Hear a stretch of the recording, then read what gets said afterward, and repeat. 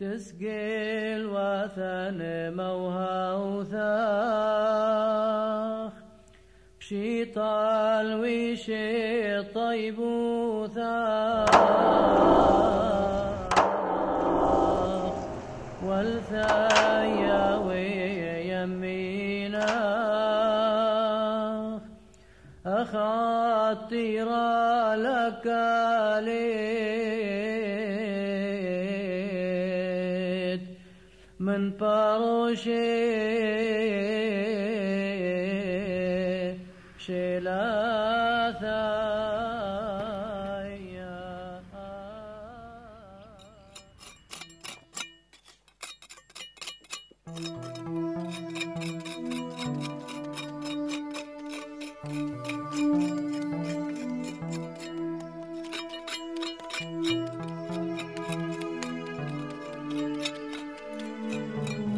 The project first began here in 1992.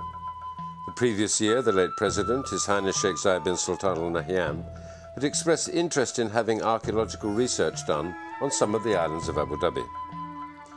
Because Sir Bani Yas was important to him as a wildlife reserve, an island he was very fond of, he specifically asked if we could start to do some initial survey work here on Sir Bani Yas.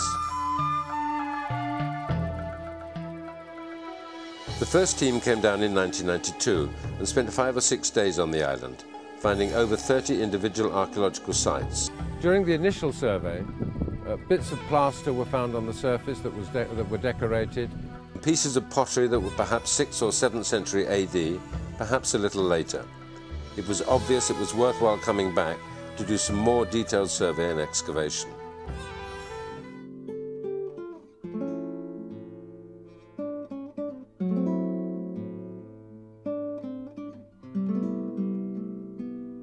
The shoreline has changed in recent years and is much further away now than it would have been previously, and the monastery originally would have been quite visible from the sea to any passing boats or ships. The church this belonged to was the Church of the East, more commonly known as the Nestorian Church. They split from Rome in the 5th century over doctrinal issues about the nature of Christ and began to spread east throughout Arabia, following the trade routes across to India and beyond that to Central Asia to places like Tibet.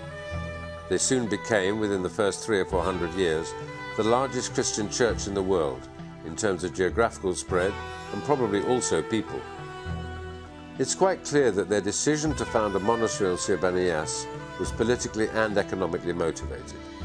This is an excellent stopping off point on the journey from the head of the Gulf, Kuwait and Iraq, all the way to India. It has great potential for shedding light on the origins and development of early Christianity in this region.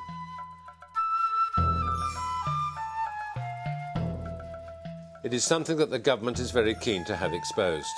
The country's leaders have specifically asked that this site should be further developed, expanded and opened up so that it can be explained to visitors and to residents of the UAE. It's a key part of the project. One important part of the strategy of the Tourism Development and Investment Company, TDIC, is to make it possible not only for foreign visitors, but also for the people of the United Arab Emirates itself to see the country's history, heritage and culture. There's a well-known saying of the late Sheikh Zayed that a people that does not know its past cannot understand its present or be prepared for the future. Well, this is a key part of that past. I first came to Sir Bani Yas in the spring of 2010, and the conservation work here has concentrated on a balance between preserving the integrity of the monument as well as presenting it in as understandable way as possible to the public. We've stabilized cracked and undercut plaster areas with a lime sand mortar, and the most vulnerable areas have been reburied.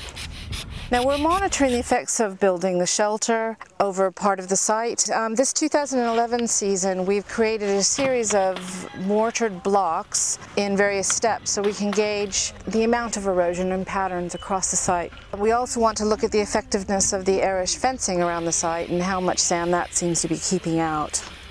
We've come up with a scheme of lime mortared containment walls and reconstructive walls because of the damage from tree hole building.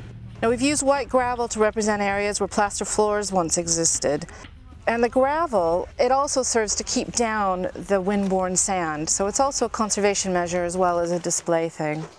Outside the areas of the shelter, we've reburied the monument, but we've built stone walls that we've faced with lime mortar, sort of act as cappings to prevent deterioration of the walls beneath, but also give the visitors a sense of what really lies underneath the sand.